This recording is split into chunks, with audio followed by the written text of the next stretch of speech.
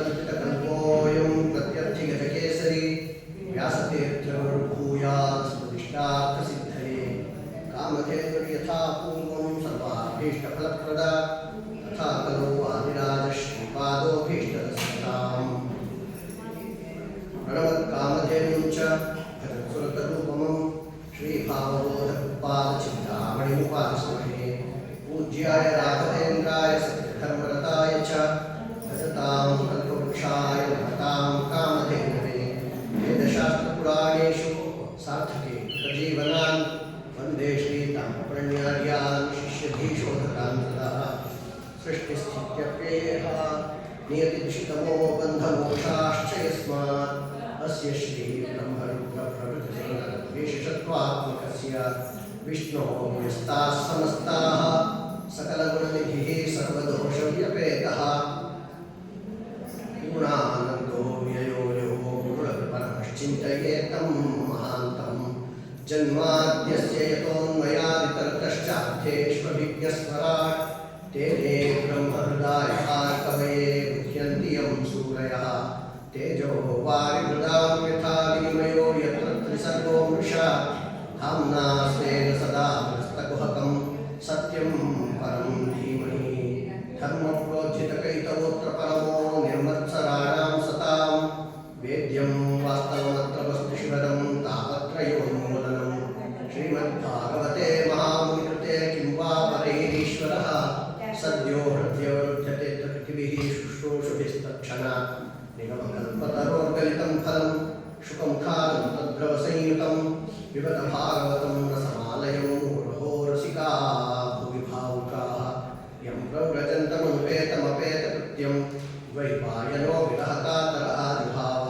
पुत्रेति तन्मयतया तरवोऽपि नेदुः तं सर्वभूतहृदयं मुनिमानतोऽस्मि यस्वानुभावमखिलश्रुतिसारमेकम् अध्यात्मदीपमतितितिक्षतां तमोन्धं संसारिणां करुणयाः प्राणगुह्यं तं व्याससूनुमुपयामि गुरुं मुनीनां नारायणं नमस्कृत्य नरं चैव नरोत्तमं देवीं सरस्वतीं व्यासं ततो जयमुदीरयेत् स्वस्तिस्तामशेषन्मङ्गलानि भवन्तु वक्तुश्चश्रोतॄणां श्लोकैकश्रवणफलमात्रेण निखिलकलिकृतकल्मषापमुद्रे धर्माद्यखिलपुरुषार्थसाधनीभूते श्रीमन्महामुनिकृते श्रीमद्भागवते अद्य कथा प्रारम्भे अस्ति किञ्चित् पूर्वकथानुवादः हरि ओम्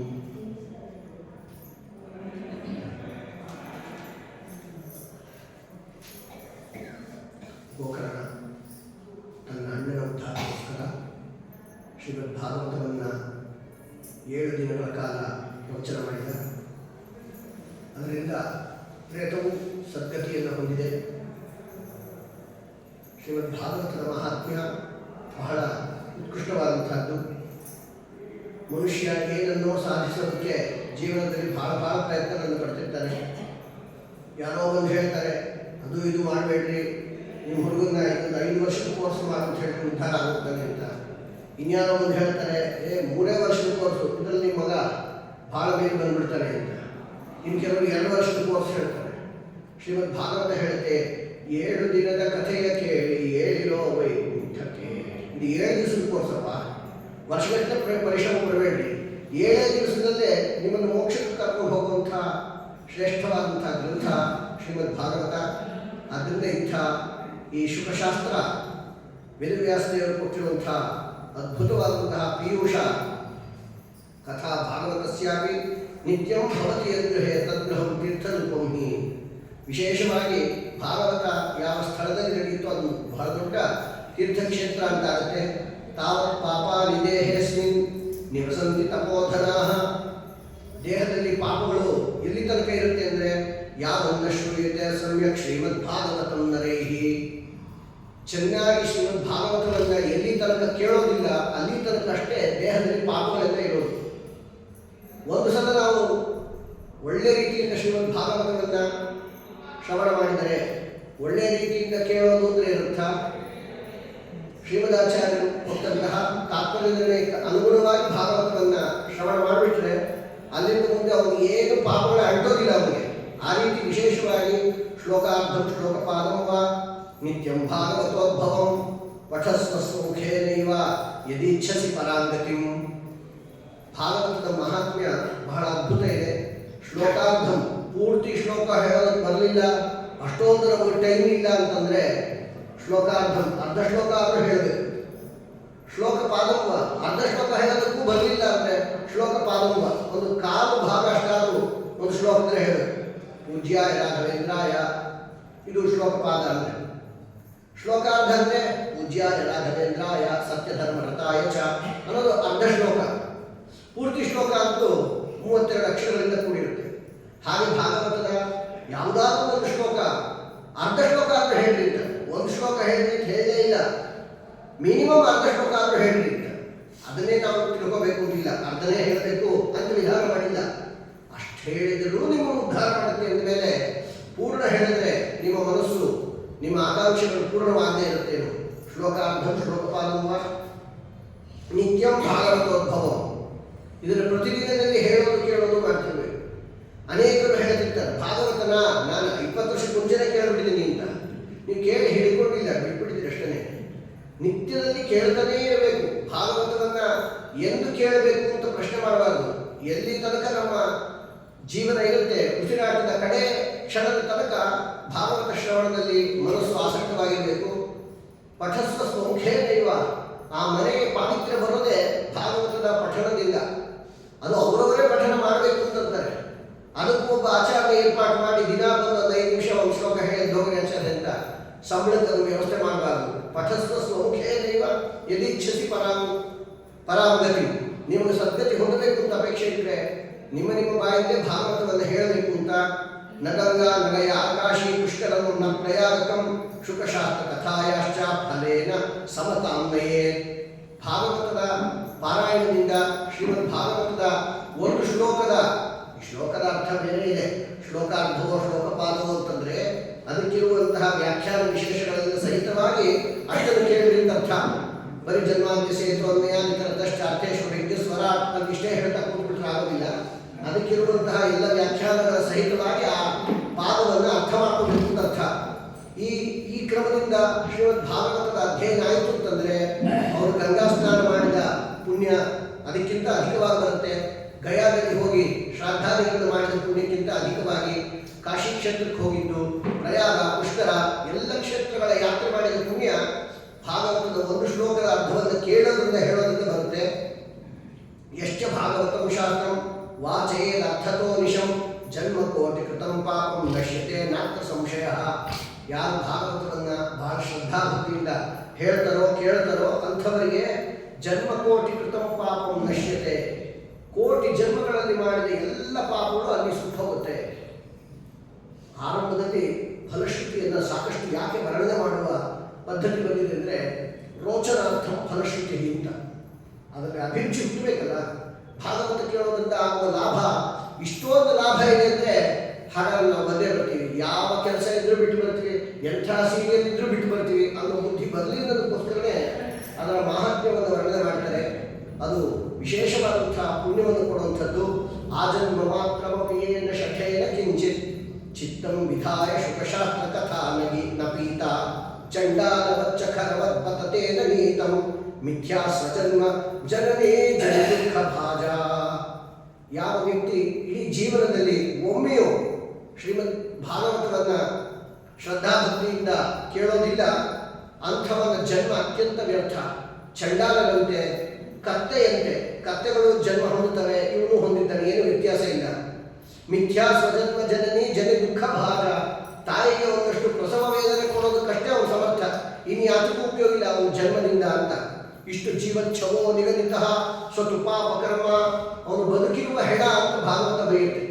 ಭಾಗವತವನ್ನು ಕೇಳದೇ ಇದ್ದಂಥ ವ್ಯಕ್ತಿ ಅವನು ಉಸಿರಾಡುವಂತಹ ಒಂದು ಶವ ಇದ್ದಂತೆ, ಎಲ್ಲ ರೀತಿಯ ಪಾಪವನ್ನು ಮಾಡಿದಂತೆ. ಏನಶ್ರುತಂ ಶುಕ ಕಥಾ ವಚನಂ ನ ಕಿಂಚಿತ್ ದಿಕ್ತಂ ನರಂ ಪಶು ಸಮಂ ಭೂಮಿ ಭಾರರೂಪಂ ಏವಂ ವದಂತಿ ದಿವಿ ದೇವ ಸಮಾಜ ಮುಖ್ಯಾಃ. ದೇವಲೋಕದಲ್ಲಿ ನಮ್ಮ ಬಗ್ಗೆ ದೇವತೆಗಳು ಹೀಗೆ ಮಾತಾಡ್ಕೊತಾರಂತೆ, ಇದೊಂದು ನೋಡಿ ಪಶು ಓಡಾಡ್ಕೊಂಡಿದೆ, ಹೀಗೆಲ್ಲ ಇದೆ, ಭಾಗವತವನ್ನೇ ಕೇಳಿಲ್ಲ, ಹಾಗೆ ಇದ್ದಾನೆ ಅಂತ. ಅಂಥ ಪಾಪಗಳು ಬಹಳ ಜನ ಇದ್ದಾರೆ ಲೋಕದಲ್ಲಿ. ಅದನ್ನು ದುರ್ಲಭೈವ ಕಥಾಲೋಕೆ ಶ್ರೀಮದ್ಭಾಗವತೋದ್ಭವ ಕೋಟಿ ಜನ್ಮ ಸಮುತ್ಥೇ ಪುಣ್ಯೇನ ಇವತ್ತು ಲಾಭ್ಯತೆ. ಭಾಗವತದ ಶ್ರವಣ ಕೋಟಿ ಕೋಟಿ ಜನ್ಮಗಳ ಪುಣ್ಯ ಇದ್ದವರಿಗೆ ಮಾತ್ರನೇ ಸಿಗುತ್ತೆ. ಇಲ್ಲದೆ ಹೋದರೆ ಏನೋ ಒಂದು ಕಾರಣ ಸಿಗುತ್ತಷ್ಟೇ. ಕೇಳದೇ ಇರೋದಕ್ಕೆ ಕಾರಣಗಳನ್ನು ಸಾಕಷ್ಟು ಹೇಳಬಹುದು. ಆದ್ದರಿಂದ ಶ್ರದ್ಧಾತ ಶ್ರವಣೇ ನಿತ್ಯಂ ಮಾಘೇ ತಾವಧಿ ಫಲಂ ತತ್ಫಲಂ ಶುಕವಿದೇವೇನ ಸಪ್ತಾಹ ಶ್ರವಣೆ ಕೃತಂ. ವಿಶೇಷವಾಗಿ ಎಲ್ಲ ಮಾಸಗಳಲ್ಲೂ ನಿತ್ಯ ಜೀವನ ಪೂರ್ತಿ ಕೇಳಲೇಬೇಕಾದಂಥ ಗ್ರಂಥ ಸಾರ್ವಭೌಮ ಶ್ರೀಮದ್ ಭಾಗವತ. ಇಂಥ ಒಂದು ಭಾಗವತವನ್ನು ಅಲ್ಲಿ ಭಕ್ತಿ ತರುಣಿಗೋಸ್ಕರ ಸನಕಾದಿಗಳು ಹೇಳಿದರು, ದುಂದುಕಾರಿಗೋಸ್ಕರ ಗೋಕರ್ಣ ಹೇಳಿದ. ಈ ಭಾಗವತದ ಮಹಿಮೆ ಅಲೌಕಿಕೋ ಎಂಬ ಮಹಿಮಾ ಮುನೀಶ್ವರ. ಇದರ ಮಹಿಮೆ ಅಲೌಕಿಕವಾದದ್ದು. ವರ್ಣನೆ ಮಾಡ್ತಾ ಹೋದರೆ ಭಾಗವತದ ಮಹಾತ್ಮ್ಯವೇ ತಿಂಗಳು ಪೂರ್ತಿ ಹೇಳ್ಬೋದು. ಅಷ್ಟು ವಿಶೇಷ ಮಹಾತ್ಮ್ಯವನ್ನು ಹೊಂದಿರುವಂಥದ್ದು. ಇದನ್ನು ಕೇಳೋದಕ್ಕೆ ಅಧಿಕಾರಿಗಳು ಯಾರು? ಎಲ್ಲರೂ ಅಧಿಕಾರಿ. ಹರಿದ್ವೇಷಗಳಲ್ಲದೆ ಇದ್ದರೆ ಇನ್ನೆಲ್ಲರೂ ಅಧಿಕಾರಿ. ಯಾರಿಗೆ ಹರಿದ್ವೇಷ ಅನ್ನೋದು ಸ್ವಾಭಾವಿಕವಾಗಿರುತ್ತೆ, ಯಾರು ಅತ್ಯಂತ ನಾಸ್ತಿಕರು, ಶಠರು, ಮಹಾ ವೇದಶಾಸ್ತ್ರ ದೂಷಕರು, ಅಂಥವರಿಗಷ್ಟೇ ಭಾಗವತ ಶ್ರವಣದಲ್ಲಿ ಅಧಿಕಾರ ಇರೋದಿಲ್ಲ.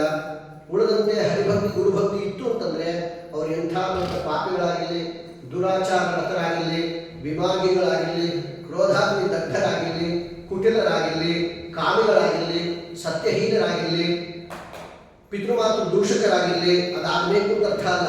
ಒಂದು ಪಕ್ಷ ಹಾಗಿದ್ದರು ಆಸೆ ಗುರುಕುಲು ಅಂತಾಗಿರಲಿ, ಆಶ್ರಮ ಧರ್ಮಗಳನ್ನೆಲ್ಲ ಪರಿತ್ಯಾಗ ಮಾಡಿದವರಿರಬಹುದು, ಡಾಂಭಿಕರಿರಬಹುದು, ಮಾತ್ಸರ್ಯಾದಿ ದೋಷಗಳನ್ನು ಹೊಂದಿದವರಿರಬಹುದು, ಹಿಂಸಕರಿರಬಹುದು, ಪಂಚಮಹಾಪಾತಕಗಳನ್ನು ಮಾಡಿದಂಥವು, ಮೋಸಗಾರರು, ಕ್ರೂರಿಗಳು, ಪಿಶಾಚಿಗಳು, ನಿರ್ದಯರು, ಬ್ರಾಹ್ಮಣರ ಹಣವನ್ನು ಅಪಹರಣ ಮಾಡಿದಂಥವು, ವ್ಯಭಿಚಾರಿಗಳು, ಏನೇಚ ಪಾಪಾಹ ಯದಪಾಶ್ರಯಾಶ್ರಯ ಶುದ್ಧಂತಿ ತಸ್ಮೈ ಪ್ರಭವಿಷ್ಣವೇ ನಮಃ ಇತ್ಯಾದಿ ಅನೇಕ ದೋಷಭೂಯಿಷ್ಠರು ಕೂಡ ಶ್ರೀಮದ್ ಭಾಗವತದ ಶ್ರವಣ ಮಾತ್ರದಿಂದ ಉದ್ಧಾರವನ್ನು ಹೊಂದುತ್ತಾ ಇದ್ದಾರೆ.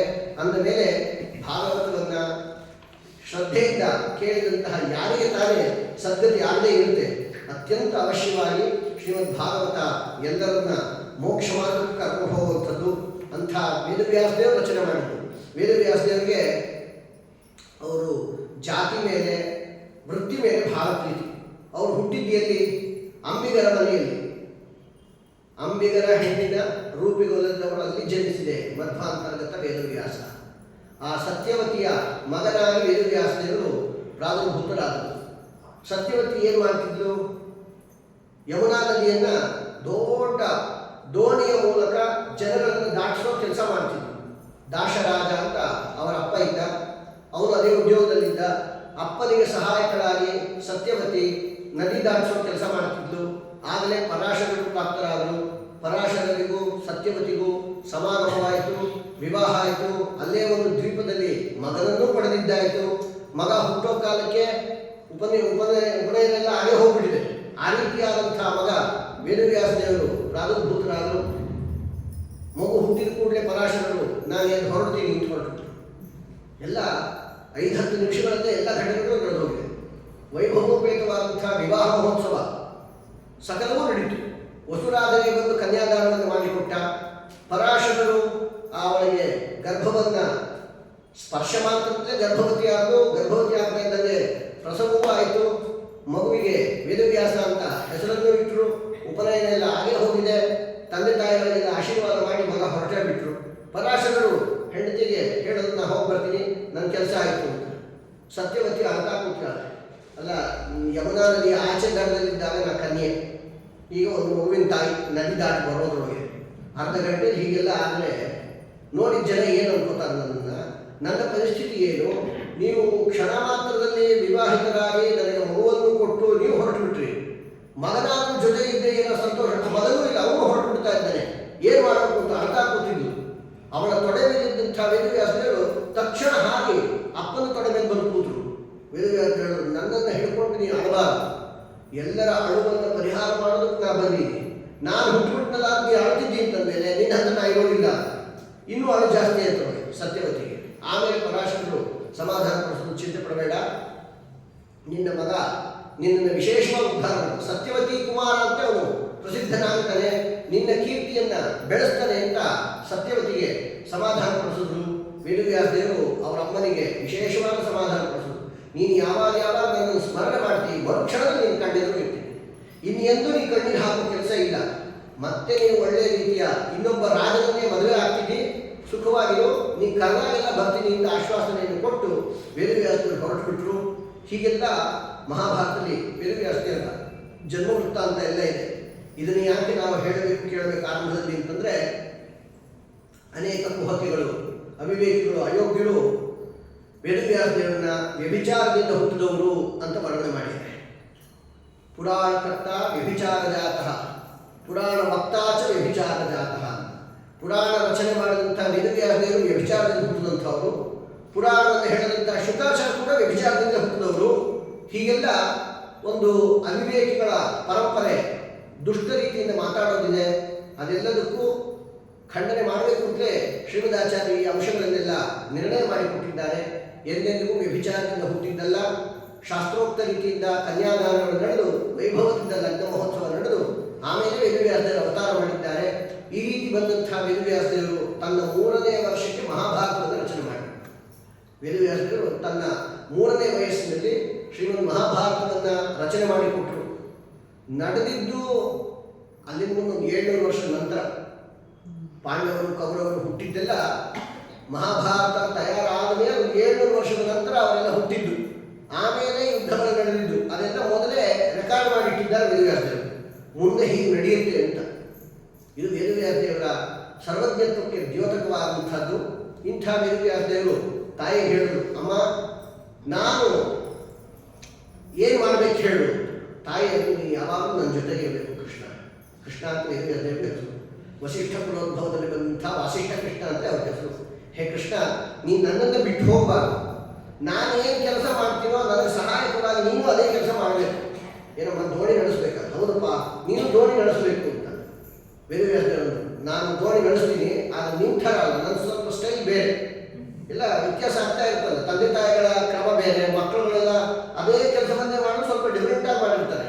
ಹಾಗೆ ನಾನು ಅದೇ ಕೆಲಸ ಮಾಡ್ತೀನಿ. ನೀನು ದೊಡ್ಡ ದೊಡ್ಡ ದೋಣಿಯನ್ನು ನಡೆಸಿ ಆ ನಾವಿಕರನ್ನೆಲ್ಲ ಆ ದಡದಿಂದ ಈ ದಡಕ್ಕೆ ತಂದು ಸೇರಿಸ್ತಿದೆಯಲ್ಲ, ನಾನು ಶ್ರೀಮದ್ ಭಾಗವತ ಎಂಬ ದೋಣಿಯನ್ನು ನಾನು ನಡೆಸ್ತೀನಿ.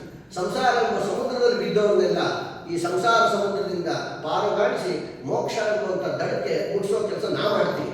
ಅಂತೂ ವೃತ್ತಿಯಲ್ಲಿ ನಿನ್ನನ್ನೇ ಅನುಸರಿಸ್ತೀನಿ, ಚಿಂತೆ ಪಡಬೇಡ, ನಿನ್ನನ್ನು ಸೇರಿ ಉದ್ಧಾರ ಮಾಡ್ತೀನಿ ಅಂತ ತಾಯಿಗೆ ಆಶ್ವಾಸನೆ ಕೊಟ್ಟಂಥ ವೇದವ್ಯಾಸದೇವರು ರಚನೆ ಮಾಡಿದಂಥ ಶ್ರೀಮದ್ ಭಾಗವತ ಇದನ್ನ ಇತಿಹಾಸ ವರ್ಣನೆ ಮಾಡುತ್ತೆ. ಬಹಳ ವಿಶೇಷವಾಗಿ ಸಪ್ತಾಹಾರಗಳನ್ನು ಕೇಳಬೇಕಾದ್ರೆ ಹೇಗೆ ಕೇಳಬೇಕು, ಮಂಟಪದ ವ್ಯವಸ್ಥೆ ಹೇಗೆ ಮಾಡಬೇಕು, ಇದೆಲ್ಲ ವಿಶೇಷವಾಗಿ ತಿಳಿಸ್ಕೊಟ್ಟಿದ್ದಾರೆ. ಕಾಮ, ಕ್ರೋಧ, ಮದ, ಲೋಭ ಇತ್ಯಾದಿ ದೋಷಗಳನ್ನೆಲ್ಲ ಬಿಟ್ಟಿರಬೇಕು ಪ್ರವಚನ ಕೇಳುವಂಥವರು. ವೇದ ವೈಷ್ಣವ ಪ್ರಾಣಾಂ ಗುರು ಗೋ ವೃತ್ತಿನಾಂ ತಥಾ ಸ್ತ್ರೀ ರಾಜ ಮಹತಾಮಿಂದ ಮರ್ಜಯೇತ್ಯ ಕಥಾವೃತಿ. ಪುರಾಣವನ್ನು ಕೇಳುವಂಥ ವ್ಯಕ್ತಿಗೆ ಇರಬೇಕಾದಂಥ ಗುಣಧರ್ಮಗಳಿದು. ವೇದಗಳನ್ನು ಬೈಯೋದು, ವೈಷ್ಣವರನ್ನು ಬೈಯೋದು, ಬ್ರಾಹ್ಮಣರನ್ನು ನಿಂದ ಮಾಡೋದು ಇದೆಲ್ಲರಿಗೂ ಮಾಡಬಾರದು. ಮತ್ತು ಸತ್ಯ, ಶೌಚ, ದಯಾ, ಮೌನ, ಆರ್ಜವ, ವಿನಯ ಇತ್ಯಾದಿ ಗುಣಗಳನ್ನು ಬೆಳೆಸ್ಕೊಳ್ಬೇಕು. ದರಿದ್ರಶ್ಚ, ಕ್ಷಯಿ, ರೋಗಿ, ನಿರ್ಭಾಗ್ಯ, ಪಾಪಕರ್ಮವಾನ್ ಏನೇನೇ ದೋಷಗಳಿರಲಿ, ಅನಪತ್ಯ, ಮೋಕ್ಷಕಾಮ, ಯಾರು ಮಕ್ಕಳಿರೋದಿಲ್ಲ, ಯಾರು ಮೋಕ್ಷ ಹೊಂದಬೇಕು ಅಂತ ಅಪೇಕ್ಷೆ ಇರುತ್ತೆ, ಶೃಣಯಾಚ್ಚ ಕಥಾಭಿಮ, ಭಾಗವತವನ್ನು ಶ್ರದ್ಧಾಭಕ್ತಿಯಿಂದ ಕೇಳಿದರೆ ಅವರು ಅವಶ್ಯವಾಗಿ ಎಲ್ಲ ರೀತಿಯ ಮನೋರಥಗಳು ಪೂರ್ಣವಾಗ್ತವೆ. ಅಪುಷ್ಪ ಕಾಕವಂಧ್ಯಾವ ವಂಧ್ಯ ಯಾಚ ಮೃತಾರ್ಭಕ ಸ್ರವದ್ಗರ್ಭಾಚ ಯಾನಾನಿ ತಥಾಶ್ರಾವ್ಯ ಪ್ರಯತ್ನತಃ. ಹೆಣ್ಣು ಮಕ್ಕಳಲ್ಲಿ ಕೆಲವು ದೋಷಗಳಿರ್ತವೆ. ಕೆಲವು ಹೆಣ್ಣುಮಕ್ಕಳು ಅಪುಷ್ಪ, ದೊಡ್ಡವರೇ ಆಗೋದಿಲ್ಲ. ಆ ರೀತಿಯಾಗಿ ಯೌವನಕ್ಕೆ ಕಾರಣವಿದ್ದಂತಹ ದೋಷಗಳಿತ್ತು ಅಂತಂದರೆ, ಅಥವಾ ಕಾಕವಂಧ್ಯ ಅಂತ ಕರೀತಾರೆ. ಅಂದರೆ ಇದು ಒಂದು ಸಲ ಪ್ರಸವ ಆಗ್ಬಿಡುತ್ತೆ, ಆಮೇಲೆ ಏನಾದರೂ ಮಕ್ಕಳೇ ಆಗೋದಿಲ್ಲ. ಅದೊಂದು ರೀತಿಯ ಬಂಜೆತನ, ಒಂದೇ ಮಕ್ಕಳನ್ನು ಪಡೆಯೋದು. ಅಥವಾ ವಂಧ್ಯ, ಯಾವುದೇ ರೀತಿ ಮಕ್ಕಳೇ ಆಗಲಿದ್ದಂಥವು. ಕೆಲವರಿಗೆ ಮಕ್ಕಳಾಗಿ ಸತ್ತೋಗ್ತವೆ, ಮೃತಾರ್ಭಕ. ಸ್ರವದ್ಗರ್ಭ, ಕೆಲವರಿಗೆ ಗರ್ಭಧಾರಣೆ ಆಗುತ್ತೆ, ಆದರೆ ಆ ಗರ್ಭ ಜಾರಿ ಹೋಗ್ತಾ ಇರುತ್ತೆ. ಈ ರೀತಿಯ ಯಾವುದೇ ರೀತಿಯ ದೋಷಗಳಿದ್ದರೂ ಭಾಗವತವನ್ನು ಕೇಳೋದ್ರಿಂದ ಭಗವದ್ ಅನುಗ್ರಹ ಇತ್ತು ಅಂದರೆ, ಪ್ರಾರಬ್ಧ ಚೆನ್ನಾಗಿತ್ತು ಅಂದರೆ ಅದೇ ಜನ್ಮದಲ್ಲಿ ಮಕ್ಕಳಾಗ್ತವೆ. ಆಗಲಿಲ್ಲ ಅದು ಜನ್ಮಾಂತರಕ್ಕಾದರೂ ವಿಶೇಷವಾದಂತಹ ಸತ್ಪುತ್ರರನ್ನು ಪರಮಾತ್ಮ ಕರುಣಿಸ್ತಾರೆ. ಆದ್ದರಿಂದ ಪ್ರತಿಶ್ಲೋಕಂ ಚ ಜುಹುಯ, ಭಾಗವತವನ್ನೆಲ್ಲ ಕೇಳಿದ ಮೇಲೆ ಆ ದಶಮಸ್ಕಂದದ ಪ್ರತಿ ಶ್ಲೋಕವನ್ನು ಹೇಳಿ ಆಹುತಿ ಕೊಟ್ಟು ಹೋಮವನ್ನು ಮಾಡಬೇಕು. ದ್ವಾದಶ ಬ್ರಾಹ್ಮಣ ಪಶ್ಚಾತ್ ಭೋಜೇನ್ ಮಧುಪಾಯಸೈಹಿ, 12 ಬ್ರಾಹ್ಮಣರ ಭೋಜನವನ್ನು ಅವಶ್ಯವಾಗಿ ಮಾಡಿಸಬೇಕು. ಹೀಗೆಲ್ಲ ಅನೇಕ ನಿಯಮಗಳನ್ನೆಲ್ಲ ಹೇಳ್ತಾ ಇದ್ದಾರೆ. ಜೊತೆಗೆ ಭಾಗವತದ ಪ್ರವಚನ ಹೇಳೋದು ಕೇಳೋದು ಎಂಬುವಂತಹ ಈ ಯಜ್ಞ ನಿರ್ವಿಘ್ನವಾಗಿ ನಡೀಬೇಕು ಅಂತ ವಿಶೇಷವಾಗಿ ಬ್ರಾಹ್ಮಣರಿಗೆ ತುಳಸಿ ಮಾಲೆಗಳನ್ನು ಕೊಡಬೇಕು, ದ್ವಾದಶಾಕ್ಷರ ಮಂತ್ರ ಜಪವನ್ನು ಮಾಡಿಸಬೇಕು. ಹೀಗೆಲ್ಲ ವರ್ಣನೆಯನ್ನು ಮಾಡಿದ್ದಾರೆ. ಇಂಥ ಭಾಗವತ ಆಕೃಷ್ಣ ನಿರ್ಗಮ 30 ವರ್ಷಾಧಿಕ ಗತೆ ಕರೋ ನವಮೀತೋ ನಭಸ್ಯೇಚ ಕಥಾರಂಭಂ ಶುಕೋಕರೋ. ಈ ಗೋಕರ್ಣ ಭಾಗವತವನ್ನು ಪ್ರವಚನ ಮಾಡಿದ. ಗೋಕರ್ಣ ಹೇಳಿದಂಥ ಪ್ರವಚನ ಅದು ಆಷಾಢ ಮಾಸದ ಶುಕ್ಲ ಪಕ್ಷದ ನವಮಿಯಿಂದ ಹುಣ್ಣಿಮೆ ತನಕ ನಡೆಯಿತು. ಅದು 3ನೇ ಪ್ರವಚನ, 3ನೇ ಸಪ್ತಾಹ. ಆಗಲೇ ಮರು ತಿಂಗಳಲ್ಲೇ ಶ್ರಾವಣ ಮಾಸದಲ್ಲಿ ಮತ್ತೆ ಎಲ್ಲರೂ ಪ್ರಾರ್ಥನೆ ಮಾಡೋದು ಅಂತ 2ನೇ ಸಲ ಹೇಳಿದ. ಇದಕ್ಕಿಂತ ಮುಂಚೆ ವಿಶೇಷವಾಗಿ ಆ ಭಾಗವತ ಪ್ರವಚನ ನಡೆದದ್ದು 30 ವರ್ಷದ ಪೂರ್ವದಲ್ಲಿ. ಗೋಕರ್ಣ ಹೇಳಿದ್ದಕ್ಕಿಂತ ಮುಂಚೆ ನಡೆದದ್ದು. ಅಂದರೆ ಗೋಕರ್ಣ ಪ್ರವಚನ ಮಾಡುವ ಕಾಲಕ್ಕೆ ಕಲಿಯುಗ ಪ್ರಾರಂಭವಾಗಿ 230 ವರ್ಷ ಆಗಿತ್ತು. ಈ ಪ್ರವಚನ ಮುಗಿದ ಮೇಲೆ 330 ವರ್ಷಕ್ಕೆ ಭಕ್ತಿ ತರುಣಿಗೋಸ್ಕರ ಸನಕಾದಿಗಳು ಪ್ರವಚನ ಮಾಡಿದ್ದು. ಅಂದರೆ ಆಗ 260 ವರ್ಷ ಆಗಿತ್ತು. ಕಾರ್ತಿಕ ಶುದ್ಧ ನವಮಿಯಿಂದ ಹುಣ್ಣಿಮೆ ತನಕ ಹೇಳಿದ್ದು ಅದು ಭಕ್ತಿ ತರುಣಿಗೋಸ್ಕರ ಹೇಳಿದ್ದು ಕಾರ್ತಿಕ ಮಾಸದಲ್ಲಿ. ಗೋಕರ್ಣ ಹೇಳಿದ್ದು ಆಷಾಢ ಮತ್ತು ಶ್ರಾವಣದಲ್ಲಿ. ಇದಕ್ಕೂ 200 ವರ್ಷದ ಮೊದಲನೇ ಭಾಗವತ ಸಪ್ತಾಹ ನಡೀತು. ನಾವು ಉಲ್ಟಾ ಕ್ರಮದಿಂದ ಹೋಗ್ತಾ ಇದ್ದೀವಿ. 260 ವರ್ಷದ ನಂತರ ನಡೆದದ್ದು ಭಕ್ತಿ ತರುಣಿಗೋಸ್ಕರ, 230 ವರ್ಷದಲ್ಲಿ ನಡೆದಂಥದ್ದು ಗೋಕರ್ಣ ಹೇಳಿದಂತಹ ಪ್ರವಚನ. ಅದಕ್ಕೂ 200 ವರ್ಷದ ಪೂರ್ವದಲ್ಲಿ, ಅಂದರೆ ಕೃಷ್ಣ ಪರಮಾತ್ಮ ಪರಧಾಮಕ್ಕೆ ಹೋಗಿ 30 ವರ್ಷದ ನಂತರದಲ್ಲಿ ನಡೆದಂಥದ್ದು ಮೊಟ್ಟ ಮೊದಲ ಶ್ರೀಮದ್ ಭಾಗವತ. ಶುಕಾಚಾರ್ಯರು ಪರೀಕ್ಷಿತ್ ರಾಜನನ್ನ ನಿಮಿತ್ತ ಮಾಡಿಕೊಂಡು ಹೇಳಿದಂಥ ಶ್ರೀಮದ್ ಭಾಗವತ. ಇಂಥ ಒಂದು ವಿಶಿಷ್ಟವಾದಂಥ ಭಾಗವತವನ್ನು ಶ್ರದ್ಧಾಭಕ್ತಿಯಿಂದ ಶ್ರೋತೃಗಳು ಕೇಳಬೇಕು. ಅದೃಢಂಚ ಹಿತಂ ಜ್ಞಾನಂ, ದೃಢವಾಗಿರಬೇಕು. ಶ್ರವಣ ಮಾಡೋ ಕಾಲಕ್ಕೆ ಕೆಲವರನ್ನ ಪ್ರವರ ಶ್ರೋತೃಗಳು, ಕೆಲವರನ್ನ ಅವರ ಶ್ರೋತೃಗಳು ಅಂತ ಶಾಸ್ತ್ರವೇ ವಿಧಾನ ಮಾಡಿದೆ. ಇದು ಎಲ್ಲ ಪುರಾಣ ಪ್ರವಚನಗಳಿಗೆ ಬೇಕಾದಂಥ ಅಂಶಗಳು. ಪ್ರವರ ಅವರ ಅಂತ 2 ರೀತಿಯ ಶ್ರೋತೃವರ್ಗವನ್ನು ಭಾಗವತವೇ ವರ್ಣನೆ ಮಾಡುತ್ತೆ. ಪ್ರವರ ಅಂದರೆ ಉತ್ತಮರು ಅಂತ, ಅವರ ಅಂದರೆ ಅಧಮರು ಅಂತ 2 ರೀತಿಯ ಶ್ರೋತೃವರ್ಗ ಇದ್ದಾರೆ. ಪ್ರವರ ಅಂತಂದ್ರೆ ಯಾರು ಚಾತಕ, ಹಂಸ, ಶುಕ, ಮೀನ ಇವೆಲ್ಲ ಪ್ರವರ ಶ್ರೋತೃಗಳು ಅಂತ. ಚಾತಕ ಪಕ್ಷಿ ಅಂತ ಒಂದಿದೆ, ಚಾತಕ ಅಥವಾ ಜಾತಕ 2 ಕರೀತಾರೆ. ಆ ಪಕ್ಷಿಗೆ ನೀರು ಕುಡಿಯೋ ಯೋಗ ಇಲ್ಲ. ಅದು ಕಂಠದಲ್ಲೇ ಒಂದು ರಂಧ್ರ ಇರುತ್ತೆ.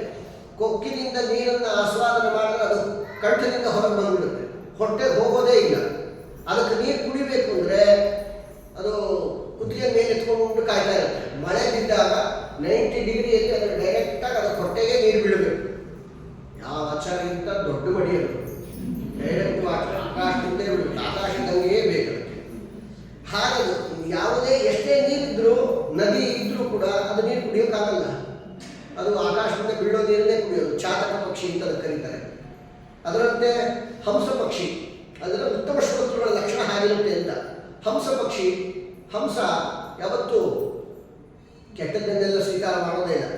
ಹಾಲು ನೀರು ಮಿಶ್ರಣ ಮಾಡಿಟ್ಟರೆ ಹಾಲನ್ನು ಮಾತ್ರ ಗ್ರಹಿಸುತ್ತೆ, ನೀರನ್ನು ಪರಿತ್ಯಾಗ ಮಾಡುತ್ತೆ.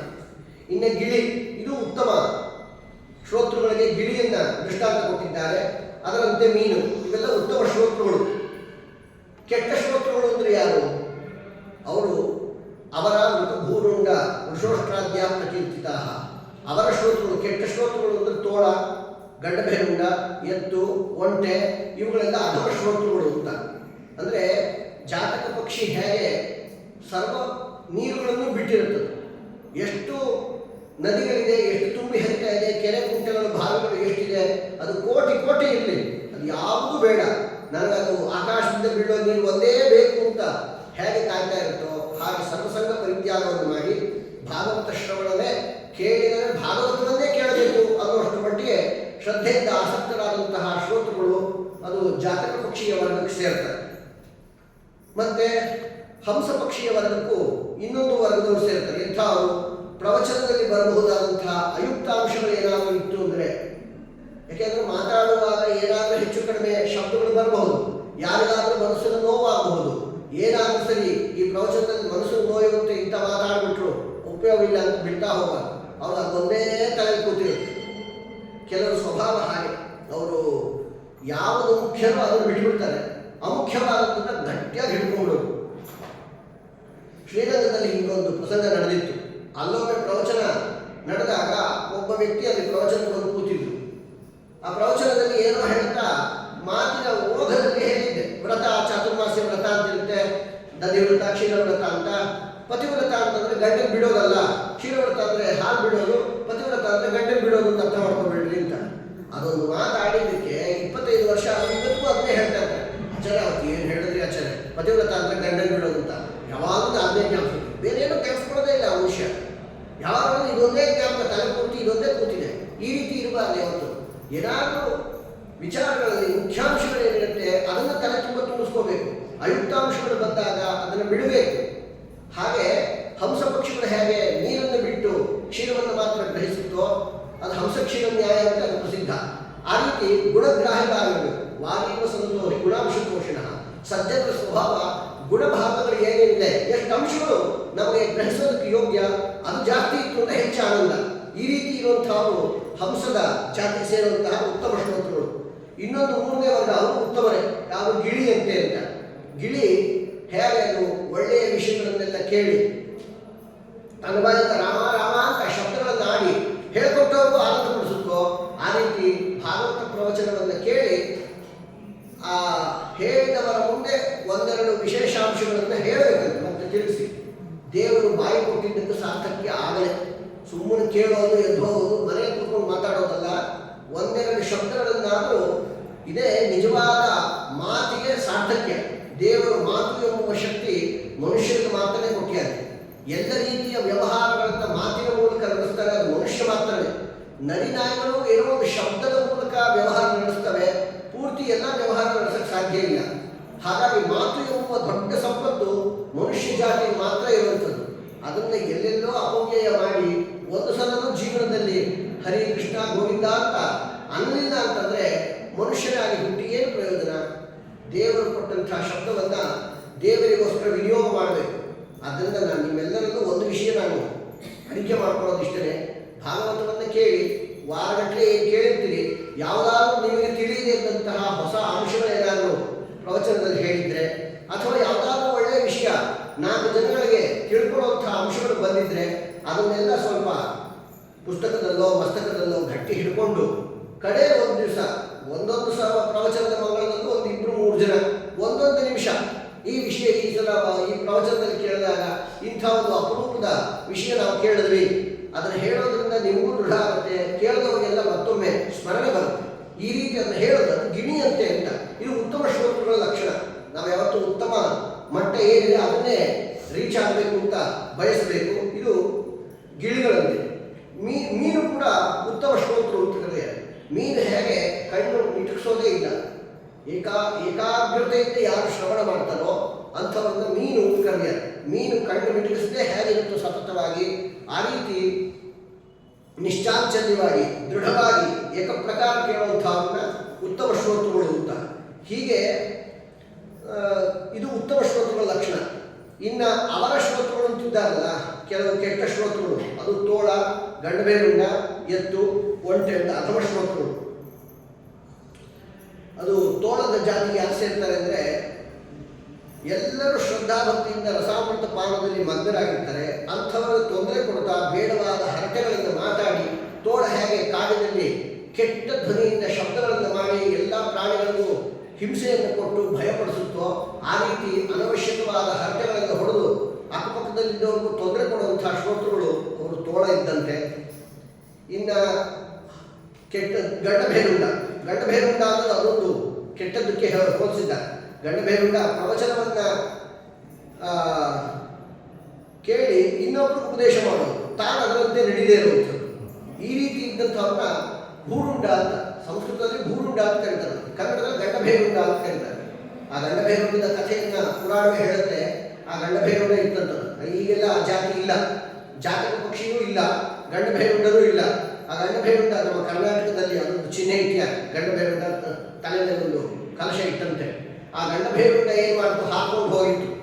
ಒಳ್ಳೆಯ ರುಚಿಯಾದ ಹಣ್ಣನ್ನ ಕಂಡಿತು. ಕಂಡು ಕೂಡಲೇ ಒಂದು ತಲೆಯಿಂದ ಆ ಹಣ್ಣನ್ನು ತಗೊಳ್ತು.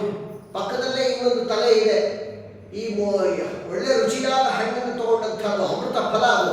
ಅದನ್ನು ತಾನು ಒಂದೇ ತಿಂತಾ ಇದೆ. ಪಕ್ಕದಲ್ಲೇ ಇರೋ ತಲೆ ಕೇಳ್ತು, ನನಗೊಂಚೂರು ಕೊಡು, ನೀನು ಪಕ್ಕದಲ್ಲೇ ಇದ್ದೀನಿ, ನನಗೊಂಚೂರು ಕೊಡು ಅಂತ. ನನಗೆ ಸಿಕ್ಕಿದ್ದು ನಾನೇ ತಿಂತೀನಿ, ನಿನಗೆಲ್ಲ ಕೊಡಲ್ಲ ಅಂತ ಅದು ಒಂದೇ ತಿಂತೀನಿ. ಈ ಪಕ್ಕದಲ್ಲಿ ಇದ್ದಂಥ ತಲೆ ಭಾರಿ ಸಿಕ್ಕುವಂತ, ಎಲ್ಲ ಪಾಪಿ, ನಿನ್ನ ಜೊತೆಗೆ ಇದ್ದೀನಿ, ನನಗೆ ಮಾತ್ರ ಒಳ್ಳೆ ರುಚಿಯಾದ ಹಣ್ಣನ್ನು ಕೊಡಲಿಲ್ಲ, ಮಾಡ್ತೀನಿ ತಡಿ, ನಾಳೆ ದಿವಸ ನಿನಗೆ ಬುದ್ಧಿ ಕಲಿಸ್ತೀನಿ ಅಂತ ಹೇಳಿ ಮರುದಿವಸ ಏನು ಮಾಡ್ತು, ಹಾಕೊಂಡು ಹೋಗಿ ಒಂದು ವಿಷದ ಹಣ್ಣಿತ್ತು, ಅದನ್ನು ತೊಗೊಂಡು ತಿಂದುಬಿಡ್ತು.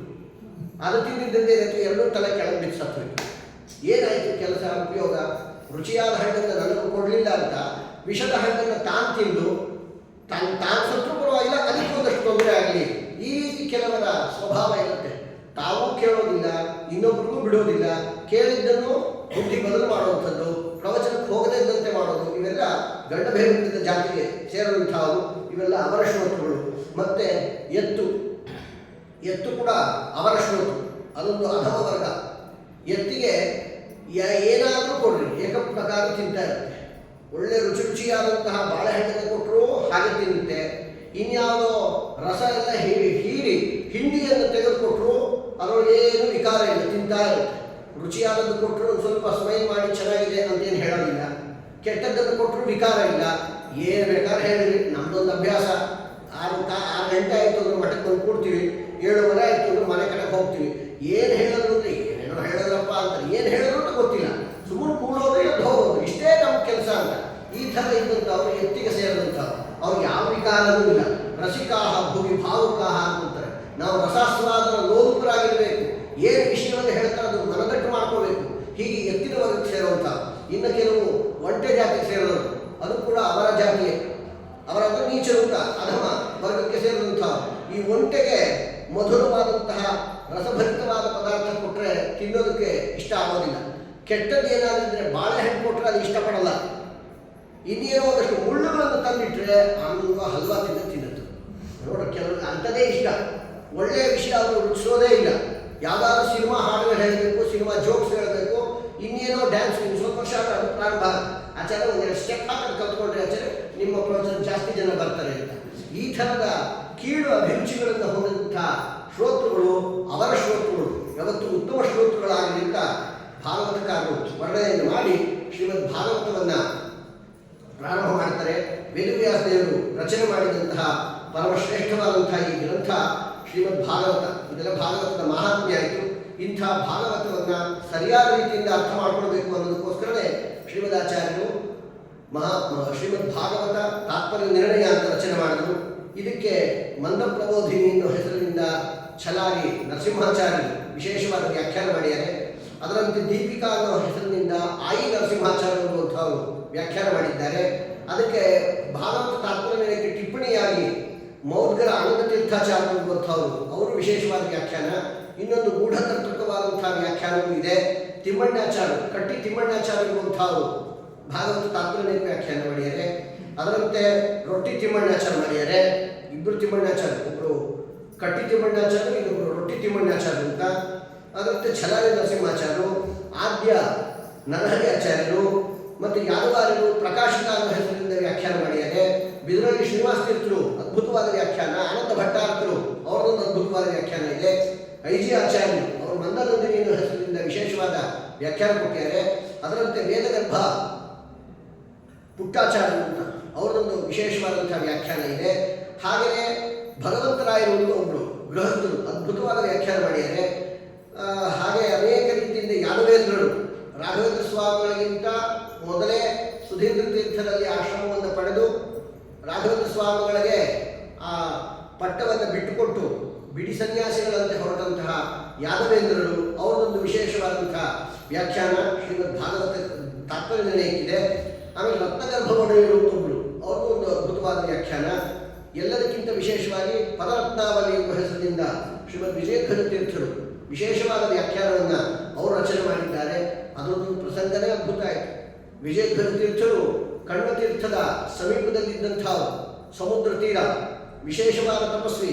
ಅವರ ದೇಹವೇ ಬಂಗಾರದಂತೆ ಜಾಜ್ವಲ್ಯವಾಗುವ ಹೊಳಿತಾ ಇತ್ತು, ಅಗ್ನಿ ಅಂತ ಕಾಣುತ್ತಿದ್ದಂತೆ. ದೂರದಿಂದ ಅವ್ರನ್ನ ನೋಡಿದ್ರೆ ಹತ್ತಿರ ಹೋಗೋದಕ್ಕೆ ಎಲ್ರಿಗೂ ಭಯ ಆಗಬೇಕು. ಒಮ್ಮೆ ಯಾರೋ ಪಾಪಿಗಳು ಹಡಗಿನಲ್ಲಿ ಸಮುದ್ರದ ಯಾನ ಮಾಡ್ತಾ ಪರದೇಶಕ್ಕೆ ಹೋಗಬೇಕಾಗಿತ್ತು.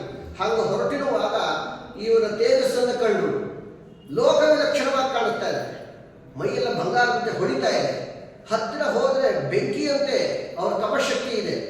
ಆ ನಾವಿಕ ಅವನೊಬ್ಬ ಯಜಮಾನ ಹೇಳ್ದ, ಯಾವುದೋ ಮಹಾ ತಪಸ್ವಿ ಬ್ರಾಹ್ಮಣ ಇರಬೇಕು, ಎತ್ತಾಕೊಂಡ್ರೆ ಹಡಗಲ್ಲಿ, ಯಾತಕ್ಕೂ ಇಂಥ ದೊಡ್ಡವ್ರ ಜೊತೆ ಇದ್ದರೆ ಯಾವುದಾದ್ರೂ ಕೆಲಸಕ್ಕೆ ಉಪಯೋಗ ಬೀಳುತ್ತೆ, ಅವರಿಗೆ ಧ್ಯಾನದಲ್ಲಿದ್ದಾರೆ, ಅವ್ರು ಎಚ್ಚರ ಆಗೋದಿಲ್ಲ. ಹಾಗೆ 4 ಜನ ಎತ್ಕೊಳ್ರಿ, ಹಡಗೊಳಗೆ ಹಾಕ್ಕೊಂಡು ಹೊರಟ್ಬಿಡೋಣ ಅಂತ.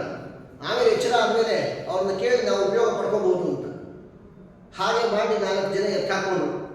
2 ದಿವಸ ಆಗೋಯಿತು, ಅವ್ರಿಗೆ ಎಚ್ಚರದೇ ಇಲ್ಲ. ಸಮುದ್ರದಲ್ಲಿ ಬಹಳ ದೂರ ಪ್ರಯಾಣ ಆಗೋಗಿತ್ತು. ಆಮೇಲೆ ಅವ್ರು ಕೇಳಿದ್ರು, ಯಾರಪ್ಪ, ಎಲ್ಲಿ ಕರ್ಕೊಂಡು ಬಂದಿರಿ, ಎಲ್ಲಿ ಹೋಗ್ತಾ ಇದ್ದೀವಿ, ಏನಿದೆ ವಿಚಾರ ಅಂತ. ಆಗ ಅವರು, ಸ್ವಾಮಿ ಸಮುದ್ರದಲ್ಲಿ ನಿಮ್ಮನ್ನು ಕರ್ಕೊಂಡು ಹೋಗ್ತಾ ಇದ್ದೀವಿ, ನಮ್ಮ ಜೊತೆ ಇದ್ದರೆ ನಮ್ಗೆ ಉಪಯೋಗ ಆಗುತ್ತೆ ಅಂತ ಬೈದರು. ಏನು ಅನ್ಯಾಯ ಮಾಡಿದ್ರು ಪಾಪಿಗಳ. ಸಮುದ್ರ ಯಾನ ಮಾಡಬಾರ್ದು ಅಂತ ಶಾಸ್ತ್ರ ಹೇಳುತ್ತೆ. ನಾನೊಬ್ಬ ಬ್ರಾಹ್ಮಣ ಸನ್ಯಾಸಿ, ನನಗಿಂಥ ಅನ್ಯಾಯ ಮಾಡೋದಿಲ್ಲ, ನನ್ನ ಕರ್ಕೊಂಡು ಹೋಗ್ಬಿಡ್ರಿ ಅಂತ. ಅವರ ಮಾತನ್ನು ಕೇಳಿ ಮತ್ತೆ ವಾಪಸ್ಸು ಹಡಗನ್ನು ತಂದು ಅದು ಇದ್ದ ಜಾಗದಲ್ಲೇ ಬಿಟ್ಟು ಹೊರಟರು. ಅವ್ರು ಭಾಳ ದುಃಖಪಟ್ಟರು. ಸನ್ಯಾಸಿಗಳಿಗೆ ತಪ್ಪೇನಾದರೂ ಆಯಿತು ಅಂದರೆ ಪ್ರಾಯಶ್ಚಿತ್ತ ಇಲ್ಲ, ಇರೋದು ಒಂದೇ ಪ್ರಾಯಶ್ಚಿತ್ತ, ದೇಹಾಂತ ಪ್ರಾಯಶ್ಚಿತ್ತ ಅಂತ. ಅವರಲ್ಲಿ ತಪ್ಪುಗಳು ನಡೀತು ಅಂದರೆ, ಏನಾದರೂ ರೀತಿಯ ತಪ್ಪು ನಡೀತು ಅಂದರೆ ಶರೀರ ತ್ಯಾಗ ಮಾಡೋದೇ ಪ್ರಾಯಶ್ಚಿತ್ತ. ಯಾವುದೇ ರೀತಿಯ ಸಣ್ಣ ಅಪರಾಧ ಆದರೂ ಪ್ರತ್ಯೇಕ ಪ್ರಾಯಶ್ಚಿತ್ತ ಇಲ್ಲ. ಈ ದೃಷ್ಟಿಯಲ್ಲಿ ಗೃಹಸ್ಥಾಶ್ರಮ ಬಹಳ ಶ್ರೇಷ್ಠ. ಯಾಕೆಂದರೆ ಪಂಚಮಹಾಪಾತಕಗಳನ್ನು ಮಾಡಿದರೂ ಒಂದಲ್ಲ ಒಂದು ರೀತಿಯ ಪ್ರಾಯಶ್ಚಿತ್ತ ಇದೆ. ಯಾವ ಪ್ರಾಯಶ್ಚಿತ್ತಕ್ಕೂ ಬಗದಿದ್ದಂತಹ ಘೋರ ಪಾಪಗಳಿದ್ದರೆ ಭಾಗವತ ಶ್ರವಣದಿಂದ ಅದು ಹೋಗ್ಬಿಡುತ್ತೆ. ಅಂದಮೇಲೆ ಈ ರೀತಿಯ ಸೌಕರ್ಯ ಯತಿಗಳಿಗೆ ಇರೋದಿಲ್ಲ. ಅವರಿಂದ ಏನಾದರೂ ಒಂದು ಅವಘಡ ನಡೀತು ಅಂತಂದರೆ ದೇಹವನ್ನು ಬಿಡೋದೇ ಪ್ರಾಯಶ್ಚಿತ್ತ. ಎಂತೆಂಥ ಅದ್ಭುತ ಅದ್ಭುತ ಘಟನೆಗಳೆಲ್ಲ ನಡೆದಿದ್ದಾವೆ. ಯಾವುದೋ ಒಬ್ಬ ಸ್ವಾಮಿಗಳಿಗೆ ಸ್ವಪ್ನದಲ್ಲಿ ರೇತಸ್ಖಲನ ಆಗೋಯಿತು. ಮರುದಿವಸ ಅವರು ಸಮುದ್ರ ತೀರದಲ್ಲಿ ಮರಳಲ್ಲೇ ಹೊರಳಿ ಪ್ರಾಣತ್ಯಾಗ ಮಾಡಿಬಿಟ್ಟು, ಅವರು ಮೂಲದ ದೇವರನ್ನು ಮುಟ್ಟಿ ಪೂಜೆ ಮಾಡಲಿಲ್ಲ. ಯಾಕೆಂದರೆ ನನಗೆ ರೇತಸ್ಖಲನ ಆಗಿದೆ, ನಾನಿನ್ನ ಯತಿಯಾಗಿರೋದಕ್ಕೆ ಅನರ್ಹ ಅಂತ ಹೇಳಿ ದೇಹವನ್ನು ಬಿಟ್ಟು. ಇಂಥ ದೊಡ್ಡ ದೊಡ್ಡ ತಪಸ್ವಿಗಳು ಎಲ್ಲರಿಗೂ ಆ ರೀತಿಯ ಯೋಗ್ಯತೆ ಇರೋದಿಲ್ಲ. ಆದ್ದರಿಂದ ಕಲಿಯುಗದಲ್ಲಿ ಸನ್ಯಾಸವನ್ನು ಶಾಸ್ತ್ರ ನಿಷೇಧ ಮಾಡುತ್ತೆ. ತುಂಬ ಜನ ಇದ್ದಾರಲ್ಲ ಅಂದರೆ ವಿಶೇಷ ಯೋಗ್ಯತಾವಂತರೂ ಅದನ್ನು ಮಾಡ್ತಾರೆ. ಅವಕಾಶ ಇದೆ, ಮನಸ್ಸು ಬಂತು ಅಂತ ಎಲ್ಲರೂ ಒಂದು ಸ್ವಾಮಿಗಳಾಗಿ ಹೊರಟ್ಬಿಡ್ಬಾರ್ದು. ಅದೆಲ್ಲ ನಿಜವಾಗಿ ಉಳಿಯುವಂಥದ್ದು ಅಲ್ಲ. ಸೇಲಂ ಅಂತಿದೆಯಲ್ಲ, ಅಲ್ಲೊಂದು ಬ್ರಾಹ್ಮಣ ಹಿಂಗೆ ಆಯಿತು. ಅದು ಬೆಂಡೆಕಾಯಿ ಸ್ವಾಮಿಗಳು ಅಂತ ಅವ್ರಿಗೆ ಪ್ರಸಿದ್ಧ ಆಗಿತ್ತು. ಬೆಂಡೆಕಾಯಿ ತಂದಿದ್ರಂತೆ, ಚೀಪಾಗಿತ್ತು ಅಂತ. ಹೆಂಡತಿ ಹೇಳಿದ್ರು, ಒಳ್ಳೆ ಗೊಜ್ಜು ಮಾಡು ಅಂತ. ಹೆಂಡತಿ ಮೇಲೆ ಗೊತ್ತಲ್ಲ, ಗಂಡ ಹೆಂಡತಿ ವಿರುದ್ಧನೇ ಮಾಡೋದು ಆ ಸ್ವಭಾವ. ನೀವು ಗೊಜ್ಜು ಮಾಡ್ತಿದ್ರೆ ನಾವು ಹುಳಿನೇ ಮಾಡೋದು. ಇಲ್ಲ ನೀವು ಗೊಜ್ಜೇ ಮಾಡಬೇಕು ಹಠ ಮಾಡಿದ್ರು. ನೀವು ಪ್ರಾಣ ಬಿಟ್ಟರು ನಾನು ಗೊಜ್ಜು ಮಾಡೋದಿಲ್ಲ, ಹುಳಿನೇ ಮಾಡ್ತೀನಿ, ತಿನ್ನಿರಿ ಇವಳು. ನೀವು ಹಿಂಗೆ ಮಾಡೋದು ಮನೆ ಬಿಟ್ಟು ಹೊರಬಿಡ್ತೀನಿ ಅಂತ. ಹೋದ್ರು ಹೋಗು, ನಾನು ಕೇರ್ ಮಾಡೋದಿಲ್ಲ ಅಂದ್ಬಿಟ್ರು. ತಕ್ಷಣ ಅವ್ರು ಮನೆ ಬಿಟ್ಟು ಹೋದರು. ಬೆಂಡೆಕಾಯಿ ಗೊಜ್ಜು ಸ್ವಾಮಿಗಳು ಪ್ರಸಿದ್ಧ. ಎಲ್ಲ ಹೋಗಿ ಸ್ವಾಮಿಗಳಾಗಿ ಯತಿಗಳಾಗಿ ಬಂದ್ಬಿಟ್ರು. ಯತಿಗಳಾಗ್ಬಿಟ್ರೆ ಆಮೇಲೆ ನಮಗೇನು ಯಾರು ಬೇಕಾದಷ್ಟು ಜನ ಶಿಷ್ಯರುಗಳಿರ್ತಾರೆ. ಬೆಂಡೆಕಾಯಿ ಗೊಜ್ಜು ಮಾಡೋದು ಮಾಡ್ತಾರೆ, ಪಕೋಡ ಮಾಡೋದು ಮಾಡ್ತಾರೆ, ಏನು ಬೇಕಾದ್ರೂ ಮಾಡಿಸ್ಕೋಬೋದು, ಚಂದ ಇರ್ಬೋದು ಅಂತ ಒಂದು ಭ್ರಮೆ. ಎಲ್ಲ ಸ್ವಾಮಿಗಳಾಗಿ ದಂಡದಿಂದ ಹಿಡ್ಕೊಂಡು ಇನ್ನು ಮನೆಗೆ ಹೋದರೆ ಹೆಂಡತಿ ಲಟ್ಟಣೆ ತಗೋತಾಳೆ, ಮನೆಯಂತೂ ಹೋಗೋಂಗಿಲ್ಲ. ಊರಿಂದ ಆಚೆ ಯಾವುದೋ ನದಿ ತೀರದಲ್ಲಿ ಅಶ್ವತ್ಥ ವೃಕ್ಷದ ಕೆಳಗೆ ಕೂತಿದ್ದಾರೆ. ಜನ ಎಲ್ಲ ಬರ್ತಿದ್ರು, ಹಿಂಗೆ ನೋಡಿದ್ರು. ನಮಗೂ ಓಡಾಡ್ಕೊಂಡಿದ್ದರು ಮೊನ್ನೆ ಏನು ಸ್ವಾಮಿಗಳಾಗಿ ಕೂತ್ಬಿಟ್ಟಿಯಾನೆ ಅಂತ ಮಾತಾಡ್ಕೊಂಡು ನದಿ ನೀರು ಕೆಲಸ ಮುಗಿಸ್ಕೊಂಡು ಹೊರಡ್ತಾ ಇದ್ರು. ನೋಡಿದ್ರು 11 ಗಂಟೆ ಆಯ್ತು, 12 ಗಂಟೆ ಆಯ್ತು, ಯಾರು ಮಾತುಗೆ ಕರೀತಾರೆ, ಭಿಕ್ಷೆ ಆಗುತ್ತೆ. ಏನಿಲ್ಲ, ಒಂದು ದಿವಸ ಆಯ್ತು, ಉಪವಾಸ ಆಯ್ತು, 2ನೇ ದಿವಸ ಯಾರ್ಯಾರು ಕರೀಲಿಲ್ಲ. ಮತ್ತು ಮಧ್ಯಾಹ್ನ ಮನೆಗೆ ಬಂದು ಸೇರ್ಕೊಂಡ. ಹೆಂಡತಿ ಭಾರಿ ಸಿಟ್ಟು ಬಂತು, ಎಲ್ಲ ಪಾಪಿ ಬೆಂಡೆಕಾಯಿ ಗೊಜ್ಜು ಮಾಡಿ ನನ್ನ ತಲೆ ಕೊಡಿಸ್ಕೊಂಡು ಬರೋದ, ಇನ್ನು ಮುಂದೆ ಮನೆಯಿಂದ ಹೊರಗೆ ಕಾಲು ಮುರಿತೀನಿ ಅಂತ ಹೇಳಿ ಅವ್ರ ಕಡೆ ಸಾಯೋ ತನಕ ಮನೆಯಲ್ಲೇ ಒಂದು ರೂಮಲ್ಲಿ ಹೆಂಡತಿ ಮಾಡಿದ ಅಡುಗೆನೇ ತಿನ್ಕೊಂಡಿದ್ರು ಅಂತ. ಈಗ ಒಂದು ನಡೆದಿದ್ದ ಘಟನೆ ಇದೆಲ್ಲ. ಈ ರೀತಿ ಸಿಕ್ಕವರೆಲ್ಲ ಸನ್ಯಾಸ ತಗೊಳ್ಳೋದಲ್ಲ. ಸನ್ಯಾಸ ತಗೊಳ್ಳೋದಕ್ಕೆ ಅದೊಂದು ವಿಶೇಷವಾದ ವೈರಾಗ್ಯ ಇರಬೇಕು. ಅದಕ್ಕೆ ಶಾಸ್ತ್ರ ಟೀಕಾಕೃತ್ಪಾದ ಹೇಳ್ತಾರೆ, ಇಹ ಹಿ ವಿವಿಧ ಸಾಂಸಾರಿಕ ದುಃಖ ದರ್ಶನೇನ ವಿರಕ್ತಸ್ಯ ಶಮದಮಾನಿಮತೋ ಮುಮುಕ್ಷೋಹೋ ತನ್ನಿವೃತ್ತಿ ಪರಮಾನಂದ ಅವಾಪ್ತಿ ಚ ಸಕಲ ಜೀವ ಜಡ ಪ್ರಕಾರ ಪ್ರಪಂಚ ಅತ್ಯಂತ ಭಿನ್ನಸ್ಯ. ಹೀಗೆಲ್ಲ ವರ್ಣನೆ ಮಾಡ್ತಾ ಆರಂಭದಲ್ಲಿ ಬರೀತಾರೆ, ಇಹ ಹಿ ವಿವಿಧ ಸಾಂಸಾರಿಕ ದುಃಖ ದರ್ಶನೇನ ವಿರಕ್ತಸ್ಯ. ವೈರಾಗ್ಯ ಅನ್ನುವಂಥದ್ದು ಸುಮ್ಮನೆ ಪ್ರವಚನದಲ್ಲಿ ಹೇಳಿದ್ರು ಅಂತ ಕೇಳಿ ವೈರಾಗ್ಯ ಬರಬಾರದು. ವಿವಿಧವಾದ ಸಾಂಸಾರಿಕ ದುಃಖಗಳನ್ನೆಲ್ಲ ಅನುಭವಿಸಿ ಅದರ ಮೇಲೆ ಸ್ವಾಭಾವಿಕವಾದ ವೈರಾಗ್ಯ ಬಂದಿರಬೇಕು. ಅಂಥವರಿಗೆ ಸನ್ಯಾಸ ದೃಢವಾಗಿರುತ್ತೆ. ಅದು ಬಿಟ್ಬಿಟ್ಟು ಯಾರು ಹೇಳಿದ್ರೆ ಸ್ವಾಮಿಗಳಾದ್ರು ಅಂತ ಹಂಗೆ ಒಂದು ಸ್ನೇಹಿತ ಹೇಳಿದಂತ ತಲೆಗೊಳಿಸ್ಕೊಂಡ್ರೆ ಅಂಥ ಸನ್ಯಾಸಗಳೆಲ್ಲ ಗಟ್ಟಿಯಾಗಿ ಉಳಿಯೋದಿಲ್ಲ. ಆದ್ದರಿಂದ ಆ ವೈರಾಗ್ಯ ಅನ್ನೋದು ಬಹಳ ಮುಖ್ಯ. ಯತಿಗಳಲ್ಲಿ ಯಾಕದು ಕಠಿಣ ನಿಷಿದ್ಧ ಅಂತಂದ್ರೆ ಪಾಪ ಸಂಘಟನೆ ಏನಾದರೂ ಆಯ್ತಂದ್ರೆ ಪ್ರಾಯಶ್ಚಿತ್ತವೇ ಇಲ್ಲ. ಇಂಥ ಘೋರ ಅಪರಾಧ ವಿಜಯಧ್ವಜ ತೀರ್ಥರಿಗೆ ನಡೆದೋಗ್ತದ. ಸಮುದ್ರಯಾನ ಮಾಡಲಾಗಿತ್ತು, ಬ್ರಾಹ್ಮಣ್ಯ ಘಾತಕ, ಏನು ಮಾಡಲಿ ಮರುದಿವಸ ನಿರ್ಣಯ ಮಾಡಿದ್ರು ಪ್ರಾಣ ಬಿಡಬೇಕಷ್ಟೇ. ಯತಿಗಳಿಗೆ ದೇಹತ್ಯಾಗವೇ ಪ್ರಾಯಶ್ಚಿತ್ತ ಅಂತಿದೆ. ಪ್ರಾಣ ಬಿಡೋದಕ್ಕೆ ಸಿದ್ಧರಾದರು. ಆದರೆ ಪ್ರಾಣ ಬಿಡುವ ಕಾಲಕ್ಕೆ ಯಾರಾದೊಬ್ಬ ದೊಡ್ಡವರ ಮಂತ್ರಾಕ್ಷತೆ ತಗೊಂಡು ಪ್ರಾಣ ಬಿಡಬೇಕು ನಿಯಮ. ಯಾರಿದ್ದಾರೆ ಹಿರಿಯರು ಉಂಟು ಹಿಂಗೆ ನೋಡ್ತಾ ಇದ್ದಾರೆ. ಅಷ್ಟೊಂದು ಟೀಕಾಕೃಪಾದರು ಅದೇ ಮಾರ್ಗವಾಗಿ ಸಂಚಾರ ಮಾಡ್ತಾ ಬಂದಿದ್ರು ಶ್ರೀಮದ್ ಜಯತೀರ್ಥರು. ಅವರು ಬಂದದ್ದನ್ನು ನೋಡಿ ಇವರಿಗೆ ಬಹಳ ಸಂತೋಷ ಆಯಿತು. ಹೋಗಿ ನಮಸ್ಕಾರ ಮಾಡಿ ಹೇಳಿದ್ರು, ಸ್ವಾಮಿ ಈ ರೀತಿ ನನ್ನಿಂದ ಒಂದು ತಪ್ಪು ನಡೆದೋಯ್ತು. ನಾನೇ ಬುದ್ಧಿಪೂರ್ವಕ ಮಾಡಲಿಲ್ಲ. ತಪ್ಪು ನಾನು ಮಾಡೋದು ನನಗೆ ಅಬುದ್ಧಿಪೂರ್ವಕವಾದರೂ ತಪ್ಪಂತೂ ತಪ್ಪೇನೆ ಅಲ್ವಾ. ಆದ್ದರಿಂದ ನನಗೆ ದೇಹಾಂತ ಪ್ರಾಯಶ್ಚಿತ್ತ ಅಂತ ಪ್ರಾಣ ಬಿಡಬೇಕು ಅಂತ ಸಂಕಲ್ಪ ಮಾಡಿದ್ದೀನಿ. ತಾವು ಮಂತ್ರಾಕ್ಷತೆ ಕೊಡಬೇಕು. ಆಯಿತು, ಬೇಗ ಸಾಯಿರಿ ಅಂತ ಟೀಕಾರಾಯರು ಮಂತ್ರಾಕ್ಷತೆಯನ್ನು ಕೊಟ್ಟರು. ಆವಾಗ ಹೇಳಿದ್ರು, ಯಾವಾಗ ಸಾಯಬೇಕು? ನಾಳೆ ಬೆಳಗ್ಗೆ ಸಾಯಿರಿ ಅಂತ ಹೇಳಿದ್ರು. ಅವ್ರು ಕೇಳೋದು ಸಾಯಂಕಾಲ ಆಗಿತ್ತು ಅಂತ ಹೋಗುತ್ತೆ. ನಾಳೆ ಬೆಳಗ್ಗೆ ಸೂರ್ಯೋದಯ ಕಾಲಕ್ಕೆ ನೀವು ಪ್ರಾಣತ್ಯಾಗ ಮಾಡಬೇಕು. ಆಯ್ತು ಸ್ವಾಮಿ, ನೀವು ಹೇಗೆ ಹೇಳ್ತೀರ ಪ್ರಾಣತ್ಯಾಗ ಮಾಡ್ತೀನಿ ಅಂತ ಅವರು ಸಿದ್ಧರಾಗ. ನಾ ಹೇಳಿದ್ರೆ ಪ್ರಾಣ ಬಿಡಬೇಕು. ದೊಡ್ಡ ಮರ ಇದೆ, ಮರ ಭಾಳ ಮೇಲೆ ಮರ ಹತ್ತಬೇಕು. ಮರದಿಂದ ನಾನು ಮುಹೂರ್ತ ನೋಡ್ತಾ ಇರ್ತೀನಿ. ಕೆಳಗೆ ಬೀಳ್ರಿ ತಕ್ಷಣ ದೇವ್ರ ಸ್ಮರಣೆ ಮಾಡಿಕೊಂಡು ಕೆಳಗೆ ಬಿದ್ದು ಸಾಯಬೇಕು ಅಂತ ಅದಕ್ಕೂ ಸಿದ್ಧರಾದರು ವಿಜಯಧ್ವಜ ತೀರ್ಥರು. ಮರುದಿವಸ ಬೆಳಗ್ಗೆ 6 ಗಂಟೆ ಹೋಗಿ ಇದು ದೇಶದಲ್ಲೆಲ್ಲ ಭಾರಿ ದೊಡ್ಡ ಕೋಲಾಹಲವನ್ನು ಸೃಷ್ಟಿ ಮಾಡಿದಂತಹ ಘಟನೆ. ಒಬ್ಬ ಪೀಠಾಧಿಪತಿಗಳು ಉಡುಪಿ ಕೃಷ್ಣನ ಪೂಜೆ ಮಾಡುವಂತಹ ಒಬ್ಬ ಯತಿ ಸಾರ್ವಭೌಮರು ಆತ್ಮಹತ್ಯೆ ಮಾಡ್ಕೊತಾ ಇದ್ದಾರೆ. ಅದಕ್ಕೆ ಜಯತೀರ್ಥರು ಸಮ್ಮತಿ ಕೊಟ್ಟಿದ್ದಾರೆ. ಏನು ಮೂಕ ವಿಸ್ಮಿತರಾಗಿ ಸಾವಿರಾರು ಜನಗಳು ಬೆಳಗ್ಗೆ 6 ಗಂಟೆಯನ್ನು ಹೊತ್ತಿಗೆ ಅವರು ಪ್ರಾಣ ಬಿಡೋ ಮರದ ಹತ್ರ ಜಮಾಯಿಸಿದ್ದಾರೆ. ಎಲ್ಲರೂ ನೋಡ್ತಾ ಇದ್ದಾರೆ. ಇಂಥ ವಿಚಿತ್ರ ದುರ್ಘಟನೆ, ಕಣ್ಣೀರು ಹಾಕ್ತಾ ಸಾವಿರಾರು ಭಕ್ತರು ನೋಡ್ತಾ ಇದ್ದಾರೆ. ವಿಜಯಧ್ವಜ ತೀರ್ಥರು ಬೆಳಗ್ಗೆ ಸ್ನಾನ ಅನೇಕ ಜಪಗಳನ್ನು ಮಾಡಿ 6 ಗಂಟೆ ಹೊತ್ತು ಮರದ ಮೇಲೆ ನಿಂತು ಬಿಟ್ಟಿದ್ದಾರೆ. ಟೀಕಾರಾಯ ಬಂದರು, ಮುಹೂರ್ತ ನೋಡ್ತಾ ಇದ್ರು. ಕೆಳಗೆ ಬೀಳು ಅಂತ ಹೇಳಿದ ತಕ್ಷಣ ಅವರು ಕೈಯಲ್ಲಿ ದೇವ್ರ ಬಗ್ಗೆ ಹೇಳ್ಕೊಂಡು ಹಾಗೆ ಕೆಳಗೆ ಬೀಳಬೇಕು. ಇಷ್ಟು ಸಿದ್ಧತೆಯನ್ನು ನಡೆಸಿ ಸಿದ್ಧವಾಗಿದ್ದೀನಿ ಸ್ವಾಮಿ, ನೀವು ಹೇಳಿದ ತಕ್ಷಣ ಬೀಳ್ತೀನಿ ಅಂತ ಅವರನ್ನು. ಟೀಕಾರಾಯ ಆ ಮುಹೂರ್ತ ನೋಡಿ ಕೆಳಗಿಳಿರಿ. ಆಶ್ಚರ್ಯ ಆಯ್ತು ಎಲ್ಲರೂ, ಏನು ಇಳಿ ಅಂತಲ್ಲ. ಮತ್ತು ಅವ್ರು ಕೆಳಗಿಳಿದ್ರು, ನೀವೇನು ಆತ್ಮಹತ್ಯೆ ಮಾಡ್ಕೋಬೇಕಾಗಿಲ್ಲ, ಎಲ್ಲ ಪಾಪದ ಪ್ರಾಯಶ್ಚಿತ್ತಕ್ಕೋಸ್ಕರ ಶ್ರೀಮದ್ ಭಾಗವತಕ್ಕೆ ವ್ಯಾಖ್ಯಾನ ಮಾಡಿರಿ. ಅವ್ರಿಗೆ ಆಶ್ಚರ್ಯ, ಏನು ಸ್ವಾಮಿ ನಾ ಸಾಯೋದು ಬೇಡವಾ? ಇನ್ನೇನು ಸಾಯೋದು ಬೇಡ, ಮಾನಸಿಕವಾಗಿ ಇಷ್ಟು ದೀಕ್ಷಾಬದ್ಧರಾಗಿದ್ದೀರಲ್ಲ, ನೀವು ಪ್ರಾಣ ಬಿಟ್ಟಂತೆ ಇನ್ನೇನು ನೀವು ಪ್ರತ್ಯೇಕ ಪ್ರಾಣ ಬಿಡಬೇಕಾಗಿಲ್ಲ. ಈ ಪಾಪದ ಪ್ರಾಯಶ್ಚಿತ್ತಕ್ಕೋಸ್ಕರ ಭಾಗವತಕ್ಕೆ ವ್ಯಾಖ್ಯಾನ ಮಾಡಿರಿ. ಶ್ರೀಮದಾಚಾರ್ಯರ ತಾತ್ಪರ್ಯಕ್ಕೆ ಅನುಗುಣವಾಗಿ ವ್ಯಾಖ್ಯಾನ ಮಾಡಬೇಕು ಅಂತ. ಇದು ಸರ್ವ ಮಠಗಳಿಗೂ ಸಮ್ಮತವಾದಂತಹ ಒಂದು ನಿರ್ಣಯವನ್ನ ಜಯತೀರ್ಥರು ಕೈಗೊಂಡರು. ಉಡುಪಿಯ ಅಷ್ಟಮಠಗಳಲ್ಲಿ ಬೇರೆ 7 ಸ್ವಾಮಿಗಳು ವಿರೋಧ ಮಾಡಿದರು. ಟೀಕಾರಾಯರು ಹೇಳಿದ್ದಾರೆ ಅಂತ ಎಲ್ಲರೂ ಒಪ್ಪಿದರು. ಟೀಕಾರಾಯರ ಸನ್ನಿಧಾನದಲ್ಲೇ ಕೃಷ್ಣನನ್ನು ಮುಟ್ಟಿ ವಿಜಯಧ್ವಜ ತೀರ್ಥರು ಪೂಜೆಯನ್ನು ಮಾಡಿದ್ರು, ಪರ್ಯಾಯವನ್ನು ಕೈಗೊಂಡರು. ವಿಜಯಧ್ವಜ ತೀರ್ಥರು ಈ ರೀತಿ ಜಯತೀರ್ಥರಿಂದ ಆಜ್ಞಪ್ತರಾಗಿ ಆ ಭಾಗವತಕ್ಕೆ ವಿಶೇಷವಾದ ವ್ಯಾಖ್ಯಾನ ಅದನ್ನು ಮಾಡುವಂತ ಜಯತೀರ್ಥರು ಹೇಳಿದ ಕೂಡಲೇ, ಸ್ವಾಮಿ ನನಗೆ ಸ್ವಲ್ಪ ಅವಕಾಶ ಕೊಡಬೇಕು, ಇವತ್ತು ಹೇಳಿರಿ ಎಷ್ಟು ಅವಕಾಶ ಬೇಕು, ಒಂದು 6 ತಿಂಗಳು ಅವಕಾಶ ಕೊಡ್ರಿ, ನಾನು ಭಾಗವತಕ್ಕೆ ವ್ಯಾಖ್ಯಾನ ಮಾಡ್ತೀನಿ. ಆಯ್ತು, ಹೋಗಿ ಬನ್ನಿ. ಜಯತೀರ್ಥರು ಯಾವಾಗ ವಿಜಯಧ್ವಜ ತೀರ್ಥರಿಗೆ ಅನುಗ್ರಹ ಮಾಡಿದ್ರು, ಅದೇ ಕಾಲಕ್ಕೆ ಜಯತೀರ್ಥರ ಇನ್ನೊಬ್ಬ ಶಿಷ್ಯರಿದ್ರು, ವ್ಯಾಸತೀರ್ಥರು ಅಂತ. ವ್ಯಾಸರಾಜರಲ್ಲ, ವ್ಯಾಸತೀರ್ಥರು ಅಂತ ಟೀಕಾರಾಯರ ಶಿಷ್ಯರು. ಅವರು ಬಂದು ಬೇಡ್ತಾ ಇದ್ದಾರೆ, ಸ್ವಾಮಿ ನೀವು ಶ್ರೀಮದಾಚಾರ್ಯ ಎಲ್ಲ ಗ್ರಂಥಗಳಿಗೂ ನೀವೇ ಟೀಕಾ ಬರೆದ್ಬಿಟ್ರಿ, ನಮ್ಮಂಥ ಒಂದು ಭಾಗ್ಯ ಕೊಟ್ಟಿಲ್ಲ, ದಯಮಾಡಿ ನಮಗೆ ಯಾವುದಾದ್ರು ಒಂದು ಅವಕಾಶ ಕೊಡ್ರಿ, ಸಾಕ್ಷಾತ್ತಾಗಿ ಶ್ರೀಮದಾಚಾರ್ಯರ ಗ್ರಂಥಕ್ಕೆ ವ್ಯಾಖ್ಯಾನ ಮಾಡೋ ಭಾಗ್ಯ ನಮಗೊಂಚೂರು ಕರುಣಿಸ್ರಿ ಅಂತ. ಆಗಲೇ ಜಯತೀರ್ಥರು ದಶೋಪನಿಷತ್ ಭಾಷ್ಯ ಅಂತ ಏನು ಆಚಾರ ಬರೆದಿದ್ದಾರೆ, 10 ಉಪನಿಷತ್ತಕ್ಕೆ, ಅದರೊಳಗೆ ಈಶಾವಾಸ್ಯ ಷಟ್ಪ್ರಶ್ನ 2 ಉಪನಿಷತ್ ಭಾಷ್ಯಗಳಿಗೆ ಟೀಕೆಯನ್ನು ರಚನೆ ಮಾಡಿದ್ದಾಗಿತ್ತು. ಇನ್ನು 8 ಉಪನಿಷತ್ತುಗಳಿಗೆ ಆ ಭಾಷ್ಯಕ್ಕೆ ಟೀಕೆ ರಚನೆ ಆಗಿರಲಿಲ್ಲ. ಅದು ತುಂಬ ಬೇಡಿದರು ಅಂತ ವ್ಯಾಸತೀರ್ಥರಿಗೆ ಕೊಟ್ಟು, ನೀವು ಬರೀರಪ್ಪ, ಇನ್ನು 8 ಉಪನಿಷತ್ ಭಾಷ್ಯಗಳಿಗೆ ಟೀಕೆಯನ್ನು ನೀವೇ ರಚನೆ ಮಾಡಿರಿ ಅಂತ. ಅವರು ಹೇಳೋದು, ಸ್ವಾಮಿ ಒಂದು 6 ತಿಂಗಳು ಟೈಮ್ ಬೇಕು ಅಂತ. ಆಯಿತು, 6 ತಿಂಗಳ ನಂತರ ನೀವು ತೊಗೊಂಡ್ರೆ ಒಂದ್ಸತಿ ನೋಡಿ ಎಸ್ ಅಂದ್ಬಿಡ್ತೀನಿ ಅಂತ. 6 ತಿಂಗಳು ಇಬ್ಬರು 6 ತಿಂಗಳಿಗೆ ಇಬ್ಬರು ಬಂದರು. ಟೀಕಾರಾಯರು ನಿಗದಿ ಮಾಡಿದಂಥ ಸ್ಥಳಕ್ಕೆ ವಿಜಯಧ್ವಜ ತೀರ್ಥರು ಬಂದರು. ವ್ಯಾಸತೀರ್ಥರು ಬಂದರು, ಟೀಕಾರಾಯರು ಕೇಳಿದ್ರು, ಇಬ್ಬರು ಬಂದೀವಿ, ಕೆಲಸ ಆಯ್ತಾ ಅಂತ. ಆಗಿದೆ ಸ್ವಾಮಿ. ವಿಜಯಧ್ವಜ ತೀರ್ಥರು ಕೇಳಿದ್ರು, ಎಲ್ಲಪ್ಪ ನೀವು ತಂದು ವ್ಯಾಖ್ಯಾನ ಕೊಡ್ರಿ, ಏನು ಮಾಡಿ ಭಾಗವತ ನೋಡ್ತಿರೋತಲ್ಲ ಅಂತ. ಅದು ನೋಡೋ ಕಾಲಕ್ಕೆ ಈಗ ವಿಜಯಧ್ವಜ ತೀರ್ಥರು ಆಯ್ತು ಅವ್ರು ಬರ್ತಾ ಇದೆ ಅಂತ ಬರಲಿ ಅಂತಂದ್ರು. ಗಾಡಿಗಳು ಬರ್ತಾ ಇದೆ, ಎತ್ತಿನ ಬಂಡಿಗಳು, ದೊಡ್ಡ ದೊಡ್ಡ ದೊಡ್ಡ ದೊಡ್ಡ ಬಂಡಿಗಳು, ಬಂಡಿ ತುಂಬ ಪುಸ್ತಕ ಜೋಡಿಸ್ಕೊಂಡ್ಬಂದ್ಯಾರ. 12 ಬಂಡಿ ಪುಸ್ತಕ ಬಂತು, ಒಂದೊಂದು ಸ್ಕಂದಕ್ಕೆ ಒಂದೊಂದು ಬಂಡಿ ವ್ಯಾಖ್ಯಾನ ಮಾಡ್ಯಾರ. ಜಯತೀರ್ಥ ನೋಡಿದ್ರೆ ಏನು ಪರ್ವತಾಕಾರ ವ್ಯಾಖ್ಯಾನ ಮಾಡಿರಪ್ಪ, ಇದು ಈ ಜನರಿಗೆ ಯಾರು ಓದೋದಿಲ್ಲ. ಇನ್ನು ಭಾಗವತ ಅಂದರೆ ಎಲ್ಲರೂ ಹೆದರ್ಕೊಂಡು ಓಡಬೇಕಷ್ಟೇ. ಈ ಪರಿ ವ್ಯಾಖ್ಯಾನ ಮಾಡಿದ್ರೆ ಯಾರು ಓದ್ತಾರೆ?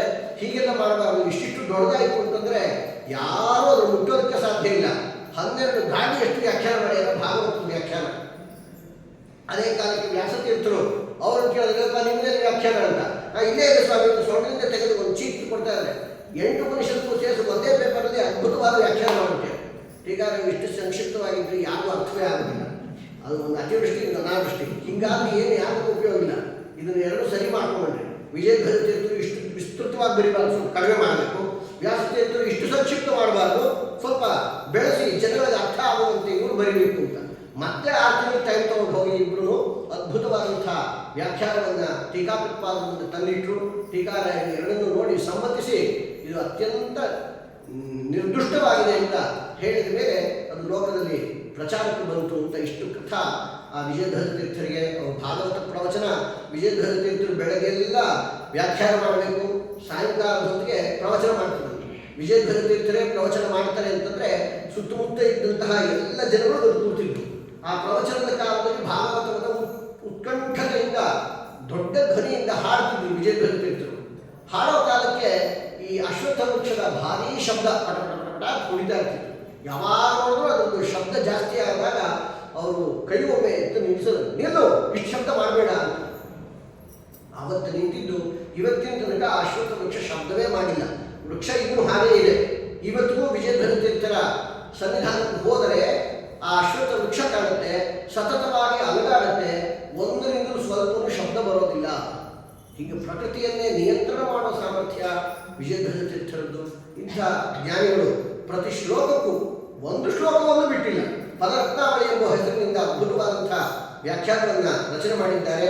ಮತ್ತು ಪಾಂಗರಿ ಶ್ರೀನಿವಾಸಾಚಾರ್ಯರು, ಲಿಂಗೇರಿ ಶ್ರೀನಿವಾಸಾಚಾರ್ಯರು, ಇಂತಹ ಅನೇಕ ಜ್ಞಾನಿಗಳು, ಸತ್ಯಧರ್ಮ ತೀರ್ಥರು, ಸುಧೀಂದ್ರ ತೀರ್ಥರು, ಸತ್ಯಾಭಿನವ ತೀರ್ಥರು ದುರ್ಘಟ ಭಾವಹಿತ ಹೆಸರಿನಿಂದ ವಿಶೇಷವಾದಂಥ ವ್ಯಾಖ್ಯಾನಗಳನ್ನು ಸದ್ಯದ ಜಗತ್ತು ಕೊಟ್ಟಿದ್ದಾರೆ. ಹೀಗೆ ವಿಶೇಷವಾದಂಥ ಶ್ರೀಮದ್ ಭಾಗವತ ಲೋಕದಲ್ಲಿ ಪ್ರಸಿದ್ಧವಾದಂಥದ್ದು. ಇಂಥ ಭಾಗವತದ ಆದ್ಯ ಪದ್ಯವಾಗಿ ವೇದವ್ಯಾಸರು ರಚನೆ ಮಾಡಿದಂಥ ಶ್ಲೋಕವೇ ಜನ್ಮಾದ್ಯಸ್ಯ ಯತೋನ್ಮಯಾದಿತರತಶ್ಚಾರ್ಥೇಶ್ವರಿತ್ಯಸ್ವರಾಟ್ ತೇನೇ ಬ್ರಹ್ಮಹೃದಾಯ ಆದಿಕವಯೇ ಮುಹ್ಯಂತಿ ಯಂ ಸೂರಯಃ ತೇಜೋವಾರಿಮೃದಾಂ ಯಥಾ ವಿನಿಮಯೋ ಯತ್ರ ತ್ರಿಸರ್ಗೋ ಮೃಷಾ ಧಾಮ್ನಾ ಸ್ವೇನ ಸದಾ ನಿರಸ್ತಕುಹಕಂ ಸತ್ಯಂ ಪರಂ ಧೀಮಹಿ. ಪರಮಾತ್ಮನನ್ನ ಧ್ಯಾನ ಮಾಡೋಣ. ವೇದವ್ಯಾಸರು ಹೇಳೋದು ಶ್ರೀಮದ್ ಭಾಗವತ ಅಂದರೆ ಏನು ಗೊತ್ತಾ? ಅರ್ಥೋಯಂ ಬ್ರಹ್ಮಸೂತ್ರಾಣಾಂ ಭಾರತಾರ್ಥ ನಿರ್ಣಯ ಗಾಯತ್ರಿ ಭಾಷ್ಯರೂಪೋಸೌ ವೇದಾರ್ಥ ಪರಿಬ್ರಹ್ಮಿತಃ. ಶ್ರೀಮದ್ ಭಾಗವತದ ಪ್ರಶಸ್ತಿ ಎಂಥ ಅದ್ಭುತ! ಅರ್ಥೋಯಂ ಬ್ರಹ್ಮಸೂತ್ರಾಣ, ಸಮಗ್ರ ಬ್ರಹ್ಮಸೂತ್ರಗಳ ಅರ್ಥವೂ ತುಂಬಿಕೊಂಡಿದೆ ಭಾಗವತದಲ್ಲಿ. ಸ್ತ್ರೀಯರಿಗೆ, ಶೂದ್ರಾದಿಗಳಿಗೆ ಬ್ರಹ್ಮಸೂತ್ರ ಇದು ಅಧ್ಯಯನಕ್ಕೆ ಯೋಗ್ಯವಾದದ್ದಲ್ಲ. ನೀವು ಬ್ರಹ್ಮಸೂತ್ರದ ಜ್ಞಾನ ಇಲ್ಲದೆ ಹೋದರೆ ಮೋಕ್ಷ ಆಗೋದಿಲ್ಲ. ನಾವು ಹೆಣ್ಮಕ್ಳು ಅಂತ ಜ್ಞಾನವೇ ಇಲ್ಲದೆ ಮೋಕ್ಷಕ್ಕೆ ಹೋಗ್ತೀವಿ ಅಂದರೆ ಅಲ್ಲಿ ಅಡ್ಮಿಷನ್ ಇಲ್ಲ. ಜ್ಞಾನೇನೈವ ಪರಂಪದಂ ಶ್ರೀಮದಾಚಾರ್ಯ ವಿಶೇಷವಾದ ಮಾತು. ಜ್ಞಾನವಿಲ್ಲದೆ ಮೋಕ್ಷ ಇಲ್ಲ. ಹಾಗಾದ್ರೆ ಜ್ಞಾನ ಪಡ್ಕೊಳ್ಳೋದು ಹೇಗೆ? ಭಾಗವತ ಕೇಳಿ ಬ್ರಹ್ಮಸೂತ್ರದ ಎಲ್ಲ ಜ್ಞಾನ ನಿಮಗೆ ಬಂತು, ಮಹಾಭಾರತದ ಎಲ್ಲ ಜ್ಞಾನವೂ ಬಂದಂಗೆ ಆಯಿತು, ಸಕಲ ವೇದಗಳ ರಹಸ್ಯಾರ್ಥಗಳು ತಿಳಿದಂತೆ ಆಯಿತು. ಗಾಯತ್ರಿ ಮಂತ್ರದ ಅರ್ಥವನ್ನು ಅನುಸಂಧಾನ ಮಾಡ್ಕೋಬೇಕಾ? ಭಾಗವತವನ್ನು ಕೇಳಿ. ಹೀಗಾಗಿ ಗಾಯತ್ರಿಯಲ್ಲಿ ಏನಿದೆಯೋ ಎಲ್ಲವೂ ಭಾಗವತದಲ್ಲಿದೆ. ಗಾಯತ್ರಿಗೆ ಭಾಷ್ಯ ರೂಪದಂತೆ ಇದೆ ಅಂತ ನಮಗಿದು ಆಶ್ಚರ್ಯ. ಗಾಯತ್ರಿ ಇರೋದು ನೋಡಿದ್ರೆ ಪುಟ್ಟದಾದದು, ಅದಕ್ಕೆ ಅದರ ಭಾಷ್ಯ ಅಂದರು. ಅದು ಸೂತ್ರಪ್ರಾಯವಾಗಿದೆ. ಗಾಯತ್ರಿ ಪುಟ್ಟದಾದಂಥ ಸೂತ್ರಕ್ಕೆ ಭಾಷ್ಯ ಯಾವಾಗಲೂ ವಿಸ್ತಾರವಾಗೇ ಇರುತ್ತೆ. ಗಾಯತ್ರಿಯಲ್ಲಿರುವಂಥ ಎಲ್ಲ ವಿಷಯವೂ ಭಾಗವತದಲ್ಲಿದೆ. ನಾವು ಉಲ್ಟಾ ತಿಳ್ಕೊಳ್ಳೋಣ. ಭಾಗವತದಲ್ಲಿರುವ ಎಲ್ಲ ವಿಷಯವೂ ಗಾಯತ್ರಿಯಲ್ಲಿದೆ ಅಂತ ಅರ್ಥ. ಗಾಯತ್ರಿಯಲ್ಲಿ ಏನಿದೆ? ಗಾಯತ್ರಿಯಿಂದ ನಮಗೆ ಇದು ಸಂಬಂಧವೇ ಗೊತ್ತಾಗಲ್ಲ, ಬಹಳ ಕಠಿಣ. ಗಾಯತ್ರಿ ಒಂದು ಪುಟ್ಟ ಮಂತ್ರ, 24 ಅಕ್ಷರ ಇರುವಂಥ ಒಂದು ಪುಟಾಣಿ ಮಂತ್ರ. ತತ್ ಸವಿತುಃ ವರೆಣ್ಯಂ ಭರ್ಗಃ ದೇವಸ್ಯ ಧೀಮಹಿ ಧಿಯಃ ಯಃ ನಃ ಪ್ರಚೋದಯ. 10 ಶಬ್ದಗಳಿವೆ. ಭಾಗವತದಲ್ಲಿ ದಶಾವತಾರದ ಕಥೆ ಇದೆಯೋ ಇಲ್ಲೋ? ಈ 10 ಶಬ್ದಗಳು ದಶಾವತಾರವನ್ನು ಪ್ರತಿನಿಧಿಸುತ್ತೇವೆ.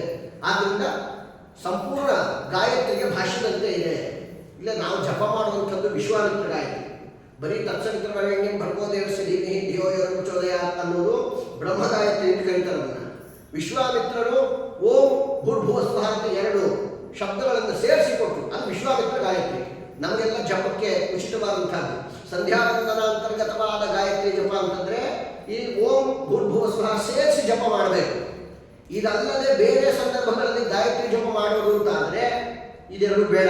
ಓಂ ಭೂರ್ಭುವಸ್ವಃ ಬಿಟ್ಟೆ ತತ್ಸವಿತುರ್ ವರೆಣ್ಯಂ ಭರ್ಗೋ ದೇವಸ್ಯ ಧೀಮಹಿ ಧಿಯೋ ಯೋ ನಃ ಪ್ರಚೋದಯಾತ್ ಇದನ್ನು ಹೇಳಿದ್ರೆ ಸಾಕು.